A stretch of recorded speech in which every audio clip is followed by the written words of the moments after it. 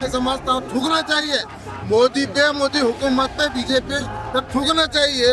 उनका 10 साल में रहने के बाद हुकूमत में हाँ जुल्म पे जुल्म कर रहे हैं हर कम्युनिटी पे। दलित एक होगा, मुस्लिम एक होगा, सब एक होकर एक प्लेटफॉर्म पे आकर जो है ना इनको बीजेपी को सबक सिखाएंगे और अमित शाह को जो है ना नीचे उतारेंगे। हमारा वादा है हर डिस्ट्रिक्ट में, हर शहर में जो है ना एहतजाज होंगे। जब तक इस्तीफा नहीं देंगे वो जो है ना अपनी कुर्सी से खाली नहीं करेंगे तब तक वो एहतजाज भी चलेंगे। मैं बोलता हूँ कई लोग ऐसा बोल रहे हैं कि जब तक दलित भाग जो है ना वहाँ पे 50 से 60 सीट है, अगर वो सीट अगर वो छोड़ देते हैं, वाकई अगर वो बाबा साहब अम्बेडकर के चाहने वाले हैं, बाबा साहब अम्बेडकर के जो है ना संविधान पे चलने वाले हैं, तो वो लोग भी रिजाइन देना चाहिए कि हुकूमत को गिराना चाहिए। जब भी जो है ना हिंदुस्तान में। सर आखिरी में एक सवाल ये है कि अक्सर इस तरीके के प्रोटेस्ट होते हैं, मगर 1-2 दिन बाद इन चीज़ों को भुलाया जाता है, जहाँ थे वहाँ हो जाते हैं लोग, मगर जो चीज़ की मांग होती है वहाँ मांग पूरी नहीं होती।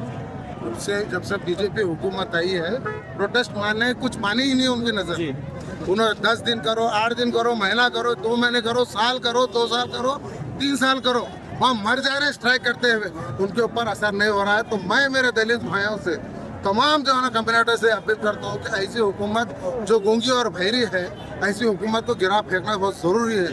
क्योंकि जब हमारी आवाज़ को नहीं सुनती है, हमारे एहतजाज को नहीं समझती है, वो संविधान के ऊपर नहीं चलती है, तो ऐसी हुकूमत पे क्या करना है ये हर कम्युनिटी को सोचने की और आज हर शख्स को, हर इंसान को सोचने की जरूरत है।